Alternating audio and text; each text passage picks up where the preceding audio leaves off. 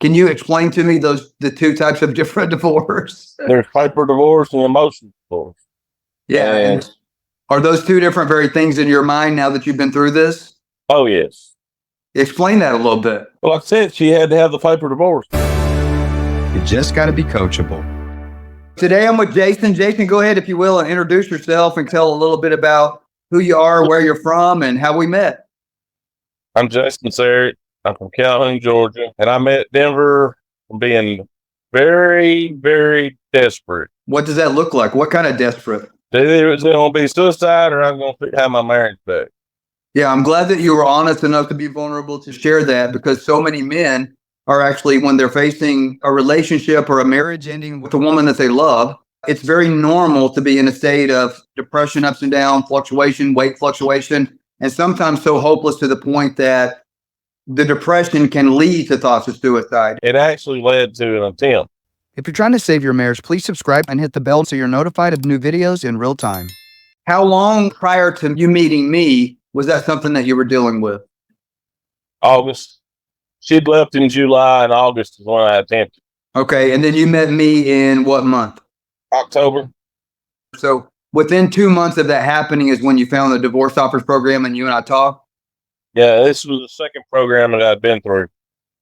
What was the first program you had went through? I forgot about that. Tommy and Jessica Taylor, get what they call their thing. It helped a little bit, but it helped with me. But it didn't help nothing with a wife. Okay, that makes sense. I see that there's a lot of programs out there that are really good, but a lot of times when we find that when a wife or a long-term relationship lover, if it's been a long-term relationship and there's been enough bad relationship histories, when the wife develops confirmation bias, you can become the best version of yourself.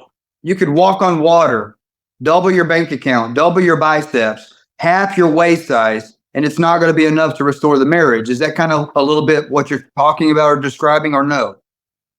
Well, it helped me mentally. Gotcha. But it didn't help to actually repair, mend, or rebuild the marriage. Not at all. She actually told me that she was going to have a paper divorce no matter what. Okay, well, that makes sense. The two types of different divorce. There's paper divorce and emotional divorce. And are those two different very things in your mind now that you've been through this? Oh, yes. Explain that a little bit. Well, like I said, she had to have the paper divorce. The day the paper divorce was finalized, she kind of climbed into bed with me. I kept pressing forward and letting the change that I had made and God had made be the light. Yeah, I love that. As you're pacing through these different steps, let me ask you this, because in addition to potential new clients or people that are maybe desperate, feeling like that their life is hopeless, or that their marriage is hopeless, or that their life is hopeless because they don't see any hope in the marriage being restored. In addition to that's who's going to be watching this video. And so here's my question to you. You were very coachable all throughout the program. So as we talked about the steps, you asked questions, you got support when you needed it. All of that's important for it to work on the timing that we tell people that it's designed to work. Did you ever come to a stopping point where you felt like, I don't see this working for me, so I'm not going to take this part of the coaching? Yep, signed into the divorce paper. And, what step was that in the program when you decided that, wow, I've seen all these wins so far, and now I'm at this one step and I'm not going to listen to Denver? Well, actually, I couldn't extend it any further. Yeah. But through the program, she finally admitted that, when she'd get close to me and start texting, that she was just using me to get things. But I kept it positive, polite, and playful, and kept helping her. If she needed something, even though I knew she was using me, I still helped her. Yeah, positive, polite, playful. Positive, polite, and playful. Jason, let me ask you this. Let's rewind back to when you and I first met.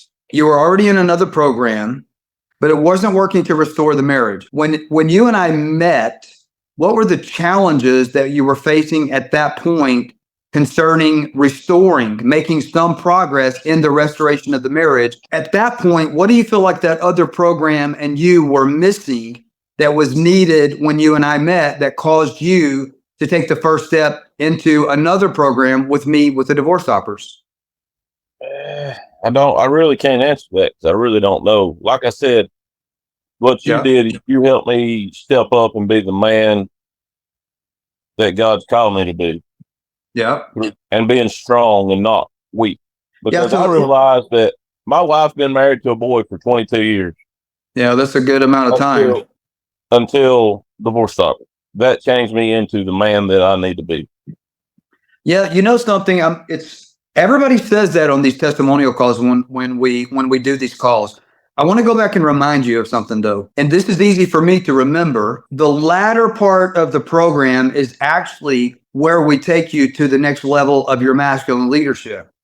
The first part of the program is 100% focused on making your wife feel seen, heard, and valued, and positioning yourself psychologically so she starts to see you. And we do all of that first, which is actually 70% of the program. And then the last 30% is taking you where you want to be, where you should be, what God's called you to be for the next season of your life. Rewind just a little bit to the beginning of the program, where I talk about in the first 7 days, the goal is to put the brakes on the train that's heading toward the emotional divorce and then put the train in reverse and head back. Tell me some of how you're maybe surprised or not during that first 7 days as you started texting and talking differently, and how that created some intimacy in her for maybe in the first time in a good time, actually seeing you again because she felt like you were seeing her. Talk about that a little bit. Actually, when she first seen that I seen her and heard her was when I wrote her the intimacy letter and met with her and give it to her. That night when she got home, because I met her in town and read it to her, and I handed it to her and I walked away. That night, I guess it was probably 45 minutes after she had got home, she texted me and said, "Thank you for seeing me and thank you for hearing me." Let me ask you this.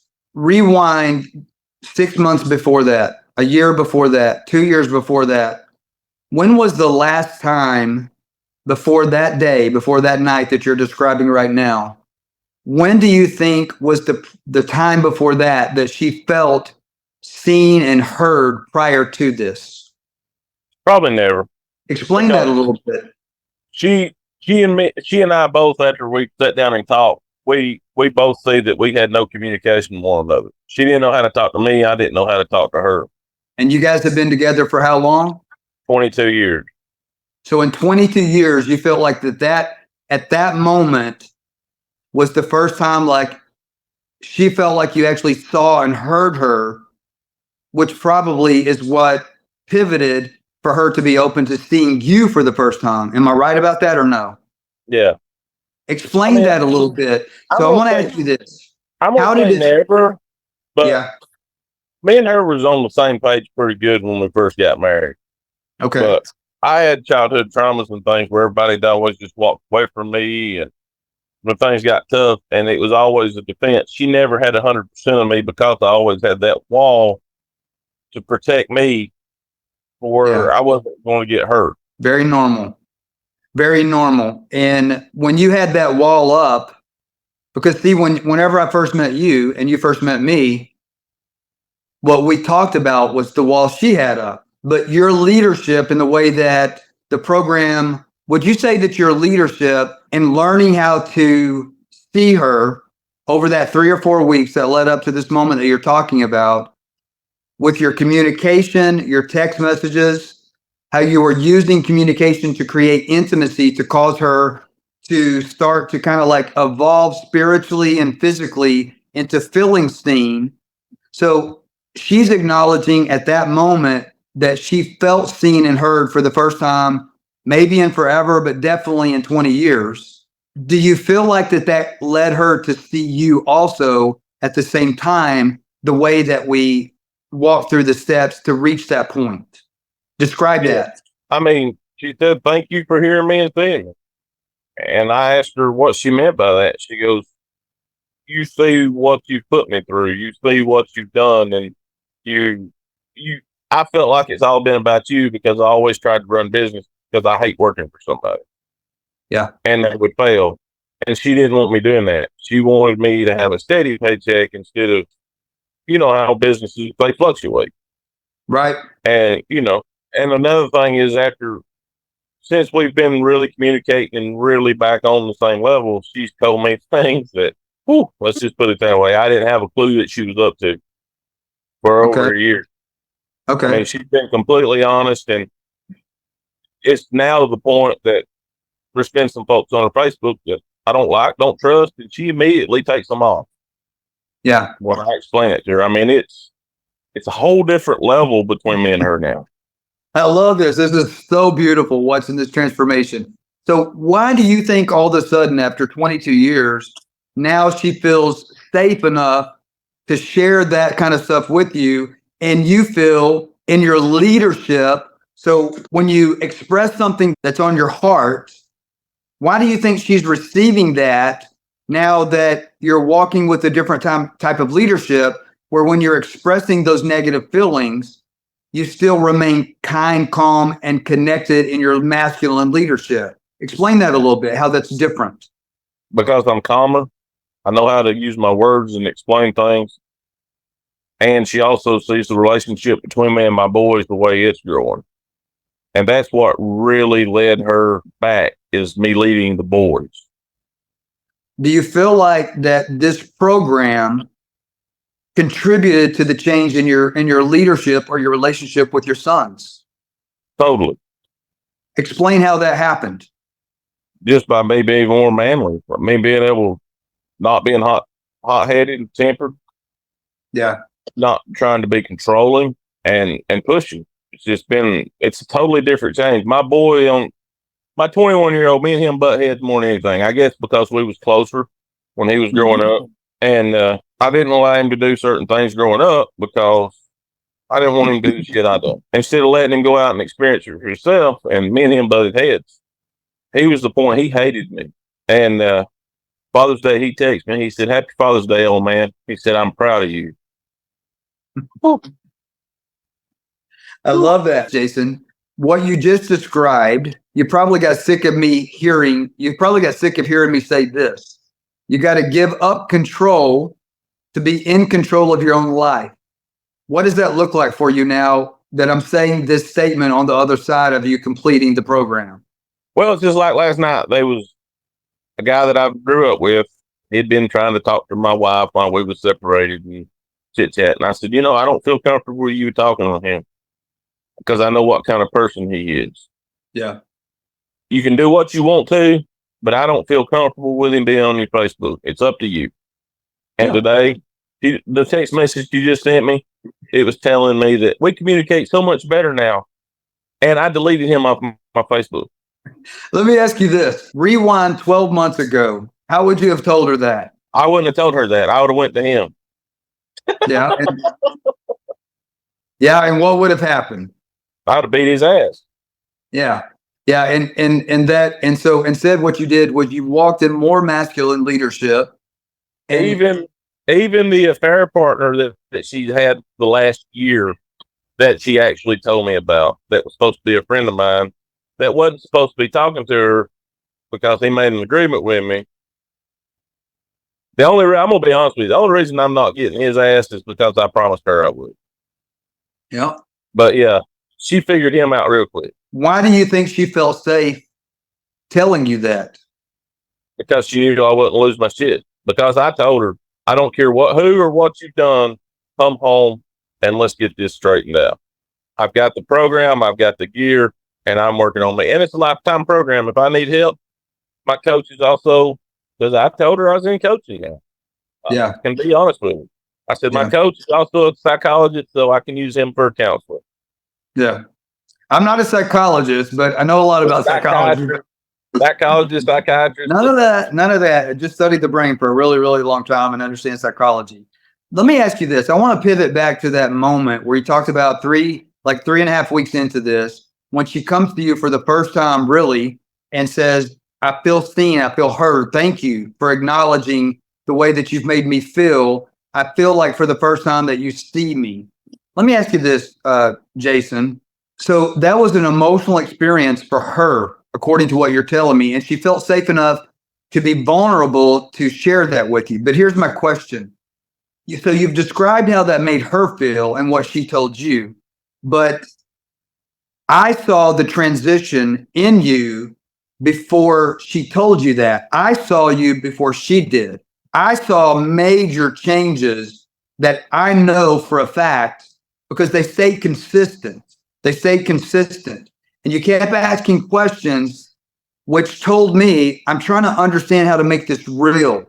And then I saw them in the beginning, they started out, with the right heart, trying to make the changes. But then I saw the changes actually become real. And some of the stuff that your boy said to you as you were doing that about, I believe this is real. When you first started making these changes, what did your boys and your wife think about the changes before it got to that 3.5 week benchmark when she said, wow, I feel seen? What was said before that as you were making the changes? Did people believe it was real in the beginning? It was fake and I was being manipulative. That's So what how I've did heard you- the whole time. You just fake, it ain't going to stay changed. It's manipulative. And now that's what the enemy of the marriage, her sister and her niece saying. Because one of the enemies, her cousin, actually took herself out. She took herself out of text messages, everything. Because She was mad. She's mad because my wife is defending me to them.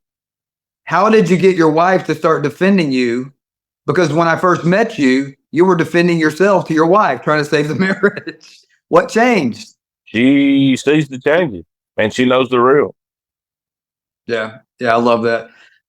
Following up with what I was about to ask you just a moment ago, the day that she told you, Jason, for the first time, I feel seen, I feel heard, I feel valued. How did it feel for you as you were going through that process to actually sincerely and genuinely actually see her for the first time in 20 years? I felt like shit because I hadn't seen her, and she's an amazing woman. I felt like I took her for granted for way too long, and I shouldn't never have. Why do you think that it took coming into this program, if it did take that, to help you see that? Mentality. Yeah. Explain that a little bit.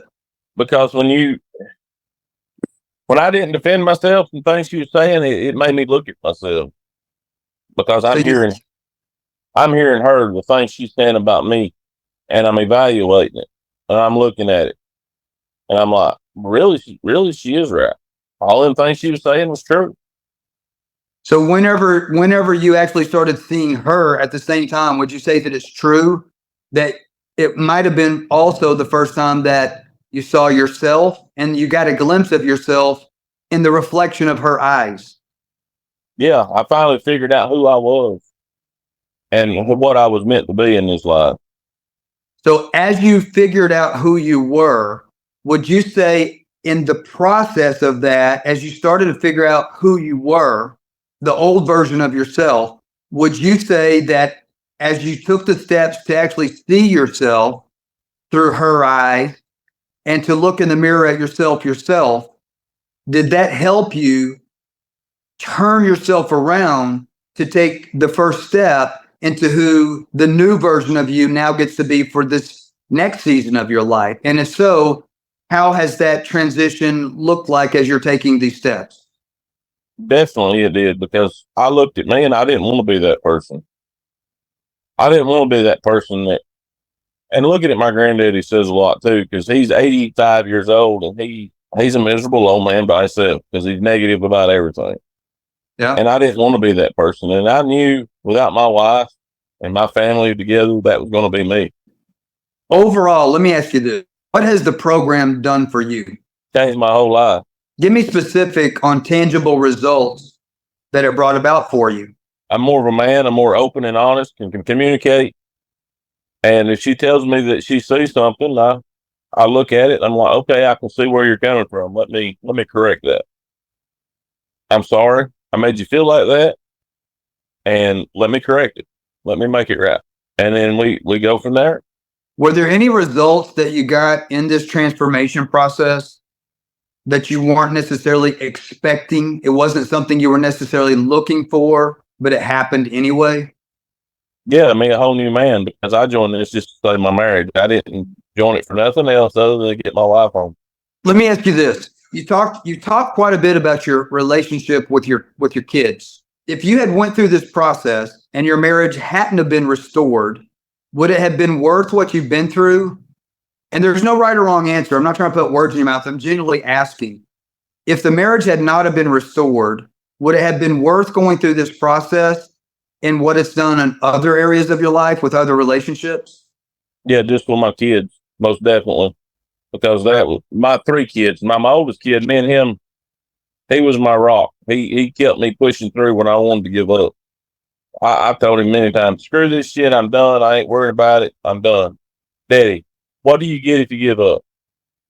Your wife's coming home, work this program, and get finished. Yeah. And I got something else to say. I see something on the iron sharpening iron a lot. People like, oh, you're at the finish line. No, I'm not at the finish line. Yeah. I'm just at a checkpoint. There's no finish line until you're in the grave. That's right. I love that. That's why we make it available for light, because if you mess up 2 years from now, The finish line's when you're in the grave. Just because my wife is home, yeah, that's not a finish line. That's another starting line. I love that. Before you came into this program, would you have made that same statement? No, What do you feel like changed for you in that area? because I see that there's no finish line in marriage. And then somebody that you truly love, there's no finish line with it until, just like the vow say, until death do us part. Yeah, that's a beautiful statement, Jason. Jason, there's a lot of guys that are going to be watching this video, in the coming months, maybe in the coming years, and they're hurting. They're in a bad place, but they think that their situation is unique. Their wife is telling them straight to their face, I don't love you anymore. Maybe I have another man on the side. Maybe they find out she's having an affair, and they're just literally hopeless, and they don't even have enough passion about themselves to even book a call with us because they don't believe that it could be possible. What would you have to say to that man that's watching this video where their family is about to be broken, maybe forever, and they're going to end up leaving a legacy of failure to themselves and everybody that they love? What would you say to that guy that doesn't believe that it can be restored, or they're on the fence about even booking a call with us? It's possible. Don't give up. And I know some guys don't believe in God and ain't Christian, but God is what's led me through this too. He is what has really brought the restoration, the faith in Him. Don't give up. Look her in the eye when she says she don't love you, because I've been told that. I've been told we'll never be back together. I will never love you again. It's over. Find you somebody else. Take your new self and what you've learned and your changes and go be with somebody else. Find a new wife and use it on her. Yeah. I've been told all that. There's probably nothing that any of these guys have been told that I haven't been told by that woman. Yeah, I would agree with that. I want to go back to your faith. You and I share the same faith, but you're very well aware that I don't care what faith somebody is. If I think that we can give them a result and I think that they're coachable and they want to be considered to come into the program, I don't care what their faith is. And so here's my question to you about that. Regardless of somebody's faith, and here's the reason I bring this up. In the social media community, I'm a Christian. I might be a bird of a different color in Christianity, but I am a Christian. But I don't stand on the Bible to push this program or to sell it or to pitch it. But I will say this. I get a lot of hate from the Christian community on social media. I mean, there is groups that are dedicated to hating me, literally. And here's where it comes from. I understand the statement, only God can save your marriage. And I understand the logic behind it. But what would you say to that person that, in my opinion, is getting a little bit of deception in how that lands with a lot of people, unfortunately, because I'm seeing their marriages fail because they don't take the action steps necessary to produce that fruit? What would you say to that person that bashes me on social media, that says he can't help you, only God can save your marriage? then should I close the program down? Give me your feedback on that statement. Okay, is God the only one that can save you when you got cancer, or you got a broke leg, or you need your pancreas removed, or you need your appendix moved, or is God working through that doctor? God's working through you, and you've got to take steps with faith, because if you don't work, if you just lay down and pray, faith without works is dead faith. Yeah. So And the how would Christian you, community how that's would you, coming after you, the Christian community that's coming after you, only God can save it. Yeah. But you got to have the faith in God, and you got to do the works that God has you to do. so according to your value system, your belief system, your morals, your spirituality, and even biblical, knowledge, how would you say for you, all of this played into your values and your belief system? It was spot on, just like walking around the walls of Jericho 7 times. I went around it a few more than 7 times, but that wall's coming down, and it's almost to the ground. You got to take steps in anything you do, whether you believe in God, you believe in the earth, or you don't believe in anything. You got to take the steps and walk forward. You got to make the growth. You've got to make the change for anything. And if you want your marriage to work, you got to be coachable. You got to step forward and do the work. I ain't going to say this program's going to save 100% of the marriage, because some people just, They won't do the work. I felt like I had done too much to come back from. I'm going to be honest with you.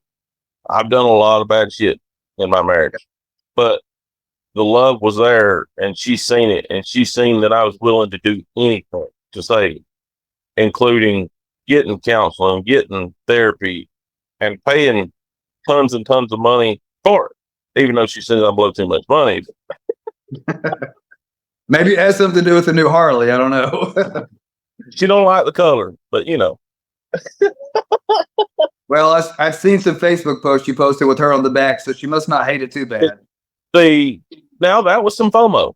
That was something that get her interest. Like, wait a minute, he got a new Harley.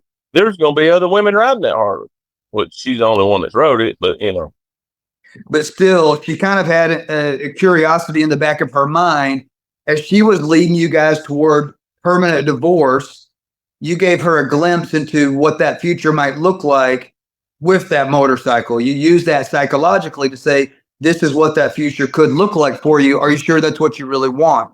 Let me ask you this, pivoting back to spiritual and beliefs and values, what would you say? And this is something I actually did in my first marriage, and it was a grave mistake.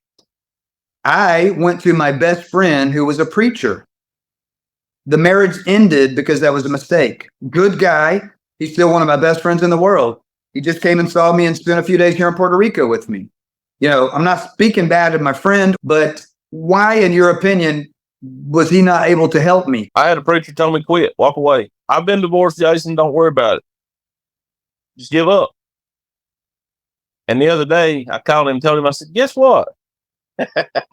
He's like, wow. I said, how you going to be a preacher? And wow.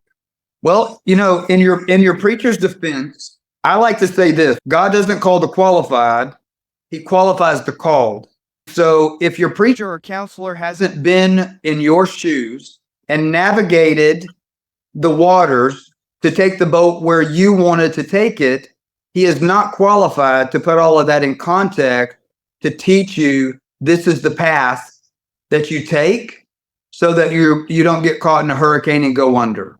He was giving you advice based on where he had been, and he didn't know what else to do. Makes sense. As far as the faith thing, people don't realize little bitty mustard seed gets 15 foot tall. For me, what that means is that I apply wisdom and actionable steps to step and to go where I want to go. A lot of people have the desire of their heart for their marriage to be restored, and they believe. What would you say one reason that they don't get it when they're believing for it? Their mouth. Because out of the overflow of the heart, our mouth speaks. And when we align our actions with our feelings, we're going to speak death into the relationship, which is the number one reason for divorce. You do speak life or death. Your tongue speaks life or death 1,000%. Me and my wife, we went through some rough times, and I'd be like, when I'm done with it, when my kids are gone, I'm going to leave her ass. I'm going to divorce her ass. When the kids are gone, I'm done. Well, I had changed that mentality. I changed that mentality. I didn't speak that. Jason, let me ask you this. As you went through this process, how many weeks would you say you were into? At what point in the process, as you were taking these steps and getting the coaching and attending the calls, going through the modules, at what point did you just know that you knew that you knew that you knew that this was working and that your marriage was going to be restored? Around Thanksgiving. So how many weeks were you into the program at that point when you knew the marriage was going to be restored? 2, maybe 3 weeks. I don't remember what was that moment? What was the moment that made you think that? She started, when I would text her, she was having some trouble with the truck, but I would text her and I would get emojis from her. And we talked pretty much all day for about 3 weeks. And then Thanksgiving, I helped her make some dressing, and she reached in to kiss me when she got ready to leave and caught herself. And that was 2 or 3 weeks into the program. Before that day, before that moment that you're talking about, how long had it been since y'all had that type of communication or maybe even intimacy? How long had it been before that? July 20th. So how long was that? July to Thanksgiving. And the reason I know July 20th is because that day we was intimate. We was like newlyweds all day. And I remember walking in the house that evening, and the house was immaculately clean. She was washing dishes. I walked up behind her and I said, "Baby, I appreciate all you do. I love you." And the next day when I come home from work, the whole house was clean out. She had moved out. Without my knowledge at all. So that had been almost 6 months before you guys had that type of intimacy at all. And that was about 3 weeks into the process and as you started the program. Yeah. Do you remember? I want to go back on that just a little bit. Do you remember you and I have a conversation about me saying, "Jason, if you'll do this, this is what's going to happen." And you said, "Okay," but you didn't do it for about what, a month or 6 weeks? Hell, it was longer than that. I just tell my lawyer, draw it out. Yeah. So when you took that part of the coaching and you got some good stuff, some wins out of that, legally out of that, what happened on the day that you gave her what I told you she wanted, which was an obstacle that was preventing her from coming back into the emotional part of it? How many days was it after you did that? Did it actually turn around drastically? That was March 28th. So 1 day later. No, the same day. She was here. Yeah. And then birthday was a month later. We talked here and there. It was like, whatever. And then my birthday weekend, I asked her just to come spend 1 day with me and ride to Harley. I wanted was one trip to take with her. Yeah. She's like, "Well, you owe me an oil change." I said, "Okay, that's fine." But I had prayed to God that she'd spend the weekend with me. Okay. So she'd come over to get her oil changed, and I had to work. So she went to work with me for just a little bit. And I come back, I changed her oil. And while I'm changing her oil, she goes, "We bought these spark plugs back before I ever left. Will you change my spark plugs?" And I said, "Sure, no problem." I changed the spark plugs. I put the car back together. It was on like Donkey Kong. And then that Wednesday, I said a prayer. I said, "Lord, if you're putting us back together, let her come see me." And it's just been bam, bam, bam, bam, bam, bam. And I told her about the coaching. I said, "Man, let me tell you something." I said, everything he told me was going to happen, happened. It didn't happen exactly when he said, because you was a little more resistant than he realized. But it happened. What was her response to that? She just started laughing. "Really?" I'm like, "Yeah." She goes, "Name one." I said, "Well," said, "when I got the divorce signed, you'd be home. Look at you." Yeah. That's very, very interesting. And what happened was you had some enemies of the marriage that probably had assisted and contributed to that divorce. And she didn't want to pay the price by not getting that paper with them. That was part of it. The other part of it was her pride. Them two of them enemies, yeah, they still coming strong. Jason, let me ask you this. A lot of men out there have already got or they're about to be getting a paper divorce. What would you say to those guys where they're thinking, well, it's almost over, and they've looked at the program, but they're thinking too little, too late. The final divorce hearing is in 3 weeks. Should they come into the program? Just because that judge signed that paper don't mean that. Maybe if you got a guy that's thinking of this from the perspective of once the judge signs the papers, it is over. Is it really over with the wife when a piece of paper is signed or it's about to be signed? No, it's not. She still got feelings for you. It's still there. You just got to dig it out. So get your shovel, get your damn hard hat you lied on, and go to damn work. So here's my question on that. Do you think that inside the Divorce Stoppers program, we have the right shovel that we equip men with, the right pickaxe, and the right hard hat to help them do the work and one of the ways that we do that is stop working on the marriage? Yeah, that's what I told her. I wanted to work on a marriage. Even in the program, I was like, let's work on this. Let's talk about this. But finally, I said, you know what? Let's just be friends and hang out and hook up. The friend part come. Yeah. We started being really friendly. And she's like, well, there was one point we had started talking, and she thought I had something to do with one of my customers because me and her had become friends and was chit-chatting here and there, but it was nothing like that.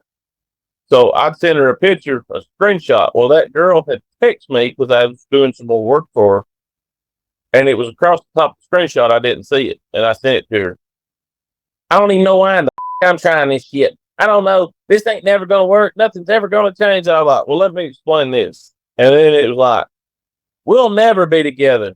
It's never, it won't work. It just won't work. And it's working. Yeah, that's beautiful. It's very normal. I'm sure you probably saw that on more than one occasion. As you saw the marriage being restored, as you saw her coming back into the relationship with you, it's very normal. Did you experience her doing what I always tell you is going to happen? As she comes back into the marriage, as you really truly change yourself, as your leadership causes her to change, and she knows she's changing, but she doesn't like it. Like, it feels good, but she doesn't like it because it's not what she thought she wanted. So as she makes these changes, would you agree that it's very normal as a wife is being led back into the marriage, into the relationship, as it actively is being restored, for her to actually make statements like, now you know that we're never going to be together again. You know we're not getting back together. As you're getting back together, she's going to make those statements to test you. What's your 2 cents on that? I just look at her and say, if you say so. Did that happen for you? Yes, very. Like, we was intimate on the 28th of March. And then, of course, on my birthday weekend. And then that Wednesday when she come by, every time she come by the house there for a while, we was looking up. We ain't going to be back together. We can just be friends with benefits. We can use each other. I'm like, okay. Just find more stuff to use me for, because I sure can use you. That's awesome. And it was fun. And it was fun, right? It was fun. Oh yeah, it was much needed too. Let me ask you this. A lot of people don't understand what I mean when I say that working on the relationship is never going to work. Number one. Number two, if you really want the marriage to work, it's not hard work. Explain that if you agree or disagree. Not just worry about yourself.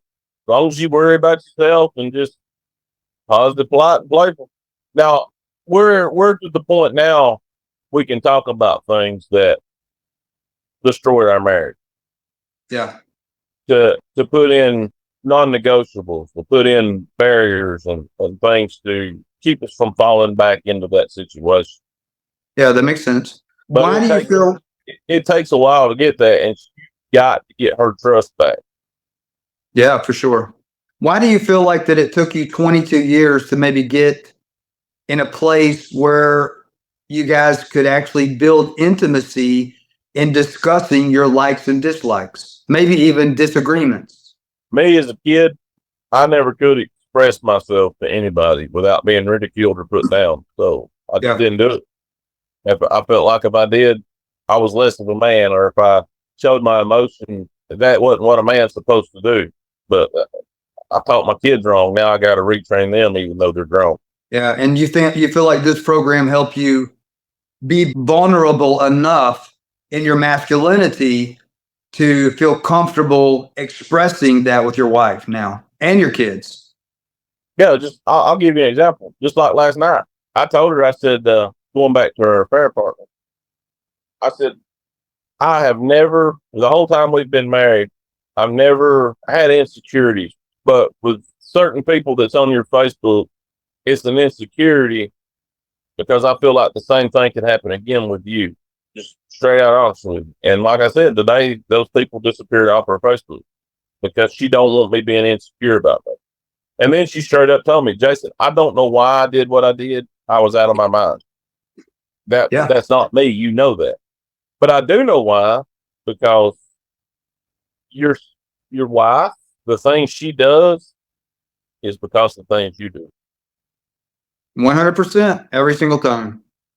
100%. And the reason she made the statement she was out of her mind is when a woman has strong confirmation bias, or for that matter, when a man does, but it's more common in women. That's the reason 70 something, almost 80% of marriages that end in divorce are filed by women. The divorce is filed by women.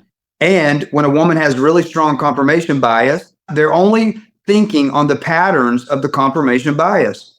Everything else they're blinded to. Jason, what would you say to any of the men that might be watching this testimonial, watching this video, trying to figure out, is there hope for my marriage? I'm offering right now a free masterclass, and at the end of that masterclass, I'm giving you an opportunity to apply to work with me. The website is denvergriffin.com/masterclass. And if you're enjoying some of this content, please hit that like button and subscribe. I want you to be notified in real time. What would you say to any of the men that might be watching this testimonial?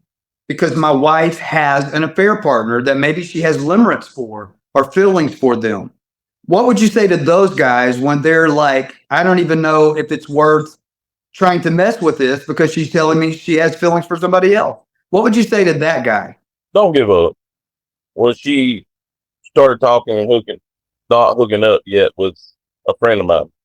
Yeah. Supposed to be a friend of mine. And I was laying in bed one day. She goes, I think I fell in love with him. And I was like, whatever. I rolled over and went to sleep. I don't know what happened. But about 2 hours later, I woke up mad as hell. And it turned into a fight. And I was like, you know what? I'm out. I'll leave. But she wouldn't let me leave.